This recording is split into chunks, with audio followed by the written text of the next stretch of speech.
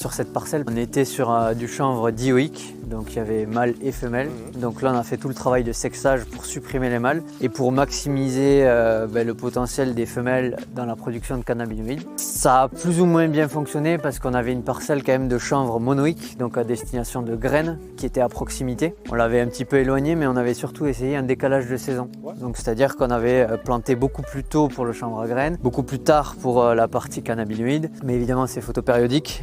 Donc du coup, il y a eu un rattrapage quand même de cette partie-là. Donc on a quand même eu des graines. C'était plus une expérimentation honnêtement parce que dans la biomasse, ça change pas grand-chose avec ces... Tu t'en fous, mais après bon, l'intérêt c'est de ne pas avoir 10 kg de graines non plus sur chaque pied, je suppose. Ouais, mais au-delà de la quantité de graines que tu as dans le pied, parce qu'effectivement ça fait du poids en entrée pour ton extraction, c'est aussi que quand la plante se met à produire des graines, elle arrête sa production de cannabinoïdes et donc du coup elle réduit son potentiel, quoi.